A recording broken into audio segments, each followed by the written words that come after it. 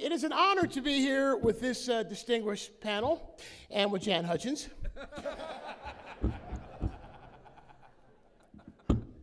I read a quote that stuck with me the other day, and I think it's really apropos to what JobTrain does.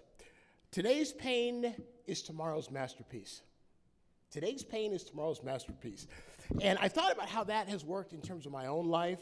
You know, there have been some times when I've had some real struggles. I mean, I want to talk about, you mentioned not a genuine black man. The way that whole thing came to be is I was in a period where I was struggling. I was struggling for money. I was a single dad, home alone with 3 kids. And I wanted to do something. I wanted to write something, but I had no idea what to write about. So I got this idea from the great Carl Reiner. I had a chance to talk to Carl Reiner. And he said to me, find the piece of ground that you alone stand on and write from there. And I thought, well, what's my piece of ground, you know?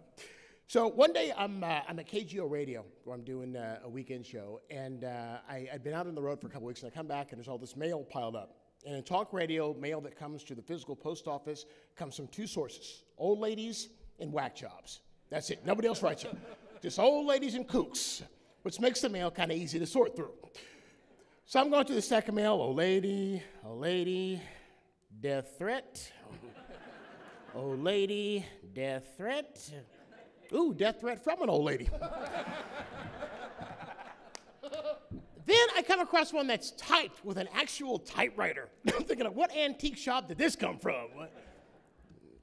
So I open this thing, and it's an unsigned typewritten letter. It simply says, as an African American, I'm disgusted every time I hear your voice because you are not a genuine black man. I thought, no more calls, we have a winner. Because for some reason, people have said that to me a lot in my life. And I thought, why do people say that? Is it because how I dress, how I talk, because I like watching reruns of Frasier on TV? So I go through this whole litany, okay? I don't talk ghetto. When I hear the word axe, I think of it as a noun. It's not a verb. I'm going to go axe my mother. What are you, Lizzie Borden? I can't swim, that's black. Can't play basketball either, which is not even male, really, is it? I don't talk back to the screen at the movie theater. That's a black phenomenon, huh? Well, don't go up in there, he hiding up in there, he got a gun up in there, he can't hear you. So I look at this thing, I think, why do people say that to me? And I realize it's because, you know, from the age of 8, my family, at the age of 8, my family moved from Hayward, California to San Leandro in 1972 at a time when it was 99.99% white and considered one of the most racist suburbs in America. 99.99% white. Ivory Soap looked at that number and went, wow. So I thought, that's what I'm going to do. I'm going to write a story about what it means to be different, about what it means to be the only one, because at some point in your life, you are the only one. You're the only black, the only white, the only man, the only woman, the only Jew, the only Muslim, the only Christian, whatever. You're the only one. There's some situations where you're going to find yourself where you're the only one of your kind. And how do you navigate those waters when you are the only one, where you're the one who's different? So I decided that's what I'm going to do. So I walk my kids to school every morning, and then I would sit at this little cafe by my house, and the number 2 wood pencils and marble composition notebooks, and I wrote down every story I could think about what it was like, you know, to grow up to be the only one, you know, the taunts, and you know, I grew up with adults driving down the street yelling the N-word out the car window at me, and there was housing discrimination that was just rampant. You know, they tried to evict us on several occasions. And my mother would not give up. My mother was what black folks call sedity. My mother was from Birmingham, Alabama, but told people she was from Providence, Rhode Island. Because it sounded better. It was my mom and my grandma, and my grandma was from Birmingham, and she was just no nonsense. Now, I'll tell you a story that illustrates grandma perfectly. I was 16 years old, and high school yearbook comes out. And I come home from school with this thing because I'm all upset because there's a horrible picture of me in the yearbook. And when you're 16, that's like the most important thing in the world, right?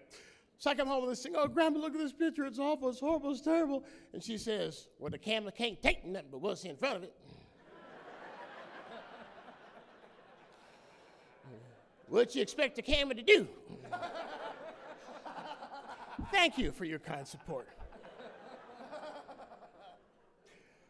So so I moved there with them, and and somehow these two women raised me and my four sisters, and they were able to to keep the wolves at bay, and somehow we made it through. My mom died when I was 14 years old, and it was just grandma and us, and somehow we managed to make it through. And so I wrote this play, and it was supposed to be 6 weeks, and it'd be 6 weeks, and I'll be on to something else, and. First night, I think 9 people came. The next night there were like 15, and then the following week it started to sell out. It ran for the next 7 years here in the Bay Area and in Los Angeles and off Broadway. And who knew? Today's pain, tomorrow's masterpiece. Another really painful period in my life. Let's see, I think I was here, the last time I was here was in 2007, as I recall. And this was really kind of the highlight of that year for me, being here, because shortly afterwards, things just kind of went to hell in a handbasket. My grandma died suddenly. My little sister, my baby sister, was 8 months pregnant, and the baby was dead. And she had to give birth to a baby who was not alive. Then wife took off, decided she didn't want to be married anymore. Then I had a car accident, and I had a spinal cord issue where the disc in my neck was pressed against the spinal column, and they said if they didn't operate immediately, I was going to be a quadriplegic. So I have this, and I'm on the couch by myself for 3 months in a neck brace because I couldn't get up, couldn't walk, I had to stay in a neck brace. Just with Vicodin and DVDs of Everybody Loves Raymond. That's what I did for that 3 months.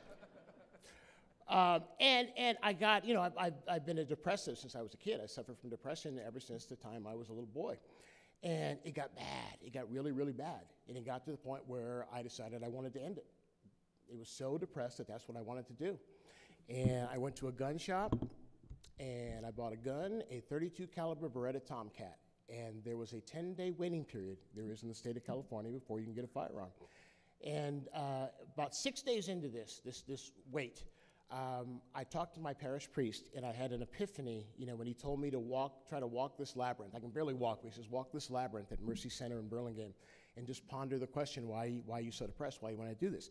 And I realized it was because I thought that everything that had happened, all these horrible, horrible things like out of the book of Job were brought on me because I was a bad person, because it was my fault, And once I realized that that's ridiculous, that there's there's not divine retribution, life has its ups and life has its downs, I came out of it. I came through it.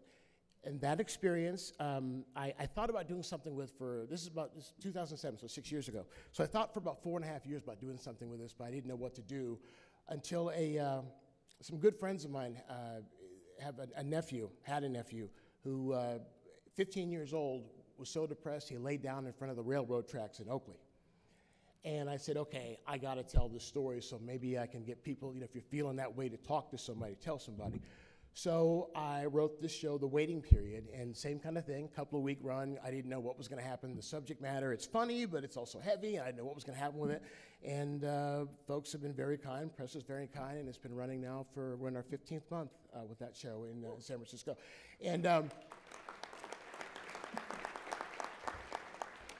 the great thing is that folks who don't, the depression is the last stigmatized disease in America. That's the last disease that we do not talk about. I can guarantee that there are, statistically 20% of you are suffering from it. And 20% of you are on something, and probably the rest of us probably should be on something.